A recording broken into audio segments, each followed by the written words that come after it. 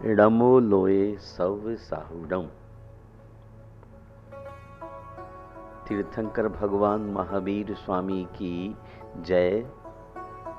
छात्र चक्रवर्ती आचार्य श्री शांति सागर जी महाराज की जय। संत शिरोमणि आचार्य गुरुवर श्री विद्यासागर मुनिराज की जय। धर्म स्नेही बंधुओं, क्रांति का सीधा अर्थ है गतानुगतिकता को लांघ जाना। जो चला आ रहा हो उससे भिन्न अभिनव कुछ उपस्थित कर देना। आचार्य शांति सागर जी महाराज से पूर्व की शताब्दियों में जैनत्व के मानवता के पांव डगमगा गए थे। आचार्य श्री ने, श्रीमद् राजेंद्र सूरी ने तथा श्रीमद् रायचंद ने जनजीवन को नए आध्यात्मिक आयाम दिए और आत्मा की शक्ति में लोगों के उघड़ते हुए उत्साह और विश्वास को लौटाया। उन्होंने सदाचार का पुनः प्रवर्तन किया, लोकमानस को साहस और पुरुषार्थ दिया और निविड़ अंधकार की चीरकर प्रकाश की एक नई सरणी स्थापित की। परम पूज्य आचार्य शांति सागर जी आत्मा से दिगंबर, चित्त से शुभ्रांबर और उपयोग से यथा स्थानक थे। वे सच्चे भेद विज्ञानी थे। उन्होंने आत्मशक्ति को उद्घाटित करने के लिए लगभग 1500 उपवास किए और 36 दिन लंबी संलेखना को जैसे कुछ हुआ नहीं जैसी सरलता से स्वीकार किया। सब जानते हैं जैन साधु की चर्या खड्ग की धार है। वह आसान नहीं, उसकी पृष्ठभूमि पर स्वाध्याय है, सापेक्ष चिंतन है, आत्मोत्थान की प्रखर साधना है। वहां न राग है न द्वेष, न काम है न कामना, न तृष्णा है न त्वरा, न कांचन है न कीर्ति, है केवल आत्म साधना, सम्यक्त की अविराम खोज और उसका निराकुल अंगीकार।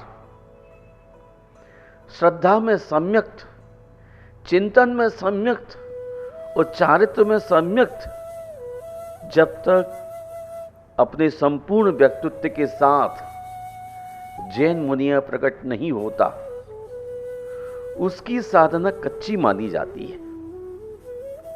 जैन साधु के लिए शरीर गौण और आत्मा प्रमुख होती है। वह आत्मा के अन्वेषण का तीर्थयात्री बनकर अनथक अपने पांव उठाता जाता है। उसकी यात्रा न कभी रुकती है और न वह कभी सुविधा का मार्ग ही स्वीकार करता है। एक बार आचार्य शांति सागर जी से किसी ने प्रश्न किया, महाराज, मुनि जीवन पलायन का मार्ग है। जो लोग संसार की वास्तविकताओं से नहीं जूझ पाते, विष ओर चले आते हैं। वे संघर्ष से घबराकर साधु जीवन को स्वीकार करते हैं। इस पर आचार्य श्री ने कहा था, मैं अन्य साधुओं के संबंध में तो नहीं कह सकता, किंतु जहां तक दिगंबर जैन साधु का सवाल है, वह एक ऐसा नहीं है। वह जन्म मरण के दुष्चक्र से मुक्त होने के साधना के इस मार्ग को अपनाता है उन्होंने अधिक गंभीरता से कहा, दिगंबर साधु बनना कोई खिलवाड़ नहीं है। दिगंबर जैन साधु कर्म क्षय के लिए अपने शरीर को कठोर यातनाओं में तपाता है। एक दिन में एक बार भोजन पान करने वाले दिगंबर जैन साधु जैसा एक भी भारत में नहीं हो सकता। उपवास के समय मरने का ही खतरा क्यों ना हो, दिगंबर जैन साधु एक बूंद पानी भी मुंह में नहीं डालेगा। भोजन के समय भी उसे 40 अंतरायों से बचकर आहार करना पड़ता है। इनमें से यदि एक भी अंतराय हो जाए तो उस दिन वह निराहार रहता है। चिलचिलाती धूप में और कड़ाके की गर्मी में वह दिन भर में एक ही बार आहार के समय पानी पीता है। उसके बाद तालु सूख जाए, प्राणों को खतरा हो जाए तो ही पानी की एक बूंद तक मुंह में नहीं डाल सकता। इसी प्रकार सर्दी के ठुठरने पर भी वह अपने शरीर पर सूती, ऊनी, रेशमी आदि किसी भी तरह के कपड़े का टुकड़ा तक नहीं डाल सकता।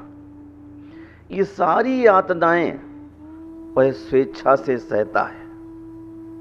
इसे तुम कष्टों से भागना कह सकते हो? जो लोग जैन साधु की चर्या को नहीं जानते, उन्हें उनकी दुर्धरता का बोध कैसे हो सकता है? जैन साधुत्व कोई फूलों की डगर नहीं, वह सर तानते रक्त पिपासु नोकदार कांटों की दुर्गम डगर है। नग्नता स्वयं में एक सुदीर्घ तप है। देह को सर्व ऋतुओं का कष्ट और इंद्रिय जय साधु जीवन का चरम लक्ष्य होता है। अहिंसा, सत्य, अस्तेय, अपरिग्रह और ब्रह्मचर्य उनके जीवन में अनुरूप में नहीं, विराट रूप में प्रकट होते हैं। उसे कहीं भी किसी तरह की शिथिलता की छूट या रियायत नहीं है। वह आठों प्रहर कांटों पर पगडंडी रखकर सावधान अप्रमत्त चलता है। वह अग्निपथ का राही सुविधाओं की राह कभी नहीं तलाशता। प्रश्न उठ सकता है कि क्या ऐसा करने से उसे कोई कष्ट नहीं होता? यही तो असली सवाल है। जैन मुनि कष्टों में से आत्मोपलब्धि करता है। वह मुस्कुराता जाता है और जीव को अजीब से भिन्न करता चला जाता है। वह संकट को संकट और यातना को यातना मानता ही नहीं है। वह तो इन सबको आत्मानुसंधान के शुभ समाचार मानता है और अपने पांव तेजी से आगे उठाता है। इससे उसकी साधना और अधिक तेजोमय हो उठती है, क्योंकि वह जानता है कि ज्ञाता ज्ञान और ज्ञेय, ध्याता ध्यान और ध्येय की एकता ही आध्यात्मिक जीवन की सार्थकता है, सफलता की असली कुंजी है। आचार्य शांति सागर जी का जीवन तो विषधरों की बामी है, तथापि वे साधना के पथ पर अविराम अभी चलते चले गए। कांटे उन्हें कभी नहीं चुभे, क्योंकि उन्होंने हर बार हर कांटे से पूछा, कहो कुशल से तो हो? मेरी कठोर पगडंडी से तुम्हें तो चोट नहीं पहुंची। कष्टों में इसीलिए वे अकंप बने रहे, विषधर काया से लिपट गए तो चुपचाप अपनी डगर चले गए। उनका कहना था, तुम किसी को मत सताओ, कोई तुम्हें नहीं सताएगा। वे आत्मा के सच्चे एकनिष्ठ साधक आराधक थे। उनमें अलौकिक ऊर्जा थी, असाधारण ओज था। एक प्रसंग है, सातगोड़ा आचार्य शांति सागर जी का पूर्व नाम, और उनके चचेरे भाई में बातचीत चल रही थी। दोनों नारियल के बड़े बगीचे में खड़े थे। चचेरे भाई के हाथ में बंदूक थी। वह बोला, देखो, बंदूक चलाना सीखने के कितने लाभ हैं। यदि मुझे प्यास लगे तो मैं गोली चलाकर नारियल गिरा सकता हूं और अपनी प्यास बुझा सकता हूं, किंतु तुम्हें इसके लिए पेड़ पर चढ़ना पड़ेगा। सातगोड़ा संकल्पी पुरुष थे। उन्हें अपने अदृप्त पुरुषार्थ पर भरोसा था। वे शांत भाव से बोले, तुम खुद मान रहे हो कि नारियल पाने के लिए गोली चलाने के अलावा और भी कई तरकीबें हैं, और फिर यदि गोली चलाकर ही नारियल गिराना हो तो उसे भी मैं असंभव नहीं मानता। मेरा विश्वास है मैं भी गोली चलाकर नारियल गिरा सकता हूं। चचेरे भाई ने बड़ी उपेक्षा से कहा, लेकिन तुमने तो बंदूक कभी छुई भी नहीं है, एकदम ही निशान कैसे मार सकोगे? सातगोड़ा ने को उत्तर नहीं दिया। चुपके से बंदूक हाथ में ले ली और उसे कैसे चलाया जाता है, गोली चालन कैसे करते हैं इत्यादि 2-3 काम की बातें जान ली। इसके बाद निशाना जमाया और क्षण भर में एक नारियल जमीन पर आ गिरा। इस पर भाई के विस्मय की सीमा ना रही। उसने सातगोड़ा को सत सत साधुवाद दिए और बोला, अभी कुछ देर पहले तुमने मुझसे बंदूक का परिचय मांगा था और इतनी ही देर में इतने अचूक निशानेबाज बन गए। सातगोड़ा ने कहा, मैंने निश्चय कर लिया था कि मैं नारियल एक ही बार में गिरा दूंगा। बस गिरा दिया ना। यही सातगोड़ा आगे चलकर आत्मविद्या का ऐसा धनुर्धर हुआ कि लोग अचंभे में पड़ गए। जमाने की विषमताओं और असंगतियों के बीच उनकी साधना निष्कलंक और निराली थी। 80 से ऊपर तक जीने वाले इस महान तपस्वी ने सारे देश की पदयात्रा की और लोगों को बताया कि जियो और जीने दो की जीवन कला क्या है। आचार्य श्री में संकल्प शक्ति अपूर्व थी। वे देह और आत्मा के पुख्ता पुरुष थे। ऐसे कुछ प्रसंग हैं जो उनकी ओजस्विता को प्रकट करते हैं। सातगोड़ा के पिता भीमगोड़ा खेतीहर थे। उन्होंने सातगोड़ा को आरंभ में खेती बाड़ी के काम में लगाया। अटल ब्रह्मचर्य के कारण सातगोड़ा में देह की अपार ऊर्जा थी। वे अपने स्वयं वयस्कों की तुलना में अधिक बलिष्ठ थे। उनके यहां मोट से सिंचाई होती थी। चौड़ी जगत के कुएं से बैलों द्वारा पानी खींचा जाता था और नालियों से खेत में पहुंचाया जाता था। इस तरह पानी सींचते सींचते सात घोड़ा का तरुण मन एक दिन बोर हो गया और सोचने लगा, ये दोनों बैल मिलकर पानी से भरे मोट को खींचते हैं। इसका मतलब यह हुआ कि भरा हुआ मोट और बैल दोनों समान शक्ति के हैं। अब मुझे इस बात की परीक्षा करनी है कि मैं इन दोनों से अधिक शक्तिशाली हूं या नहीं।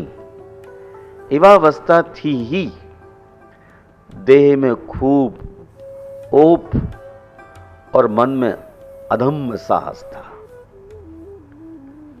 जब भरे हुए मोट को बैल आदि दूर तक खींच सके, तब सात घोड़ा ने बीचों बीच मोट की रस्सी व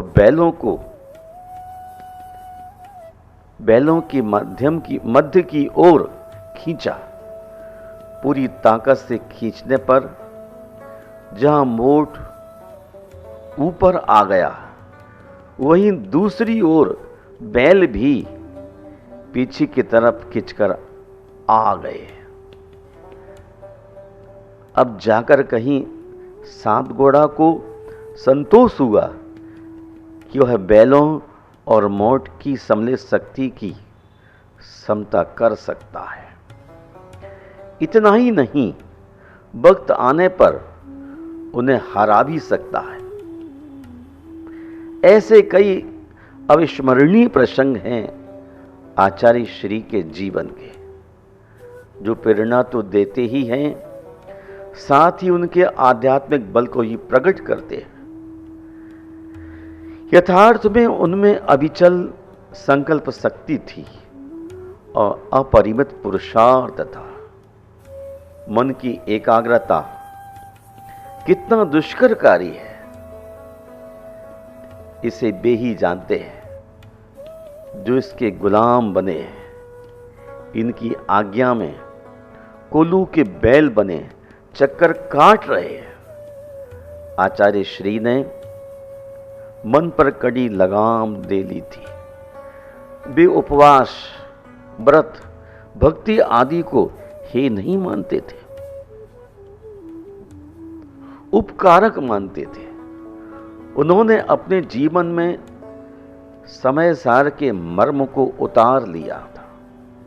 इसलिए वे व्यवहार और निश्चय में संतुलन की स्थिति अनिवार्य मानते थे। वस्तु स्वरूप को समझने के लिए उनकी दृष्टि में दोनों ही जरूरी थे। आचार्य श्री का संपूर्ण जीवन समन्वय और समरसता का जीवन था। वे शांति के अतलांत उदती थे। उन्होंने शांति को उपलब्ध नहीं किया, वरन शांति ने उन्हें उपलब्ध किया और स्वयं को गौरवशाली माना। उपवास का एक प्रसंग और है। इसे हम उपवास दर्शन की मीमांसा ही कह सकते हैं।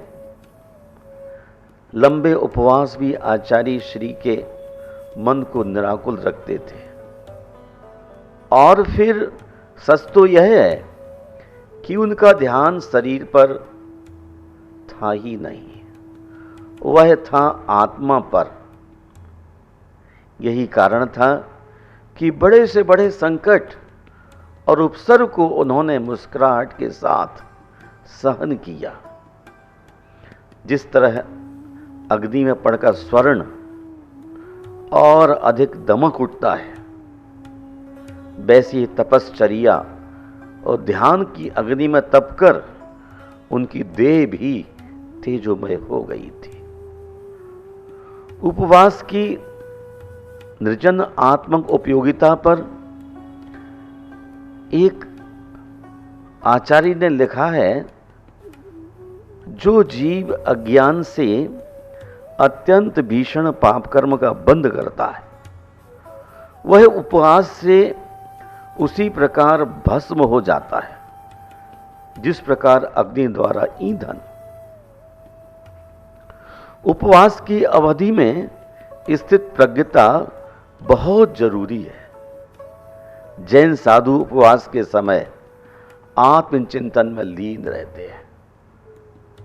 बाह्य वस्तुओं के संबंध में मन को अनासक्त करते हुए वे यही सोचते हैं, मेरे लिए भगवान महावीर की ही शरण है।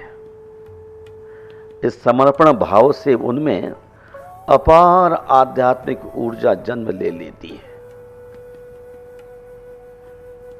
एक बार डॉक्टर सुमेरचंद दिवाकर ने आचार्य शांति सागर जी से पूछा था, महाराज, लंबे उपवासों को करते हुए आपकी नींद की क्या हालत थी?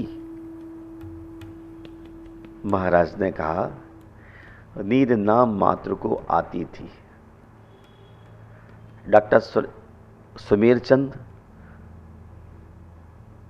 तब महाराज आप क्या सोचते थे? महाराज, उस समय हम आत्मा का ही विचार करते थे और पदार्थों की ओर चित्त स्वयं ही नहीं जाता था। हम आर्त और रौद्र ध्यान उत्पन्न न हो इसकी सावधानी रखते थे। उपवास एकाग्रता और स्थित प्रज्ञता के मर्म को आचार्य श्री भली भांति जानते थे। उन्होंने उपवास के लिए उपवास कभी नहीं किए, क्योंकि वो जानते थे कि आत्मशोधन के लिए उपवास एक बात है और व्यवस्था में या कीर्ति कामना में उपवास बिल्कुल भिन्न चीज है। आचार्य श्री अपूर्व अलौकिक भेद विज्ञानी थे। उपवास उनके लिए पुद्गल और जीव को पृथक देखने के निमित्त खुर्दबीन जैसे थे। आषाढ़वदी 6 संवत 1929 में जन्म तथा भादो सुदी 2012 को समाधि मरण उनके जीवन के दो निर्मल छोर हैं। वे जैनत्व और अजनत्व के लिए मील के पत्थर की तरह आज भी शांत, संयत, सरल, वीतराग, अनासक्त मुद्रा में उनकी साधना किसे प्रभावित नहीं करती। दुर्धर अध्यात्म साधना के धनी इस दार्शनिक संत के चरणों में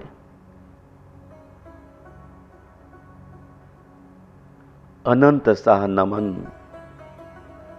अनंत साह नमन। जय बोलिए आचार्य शांति सागर महाराज की जय।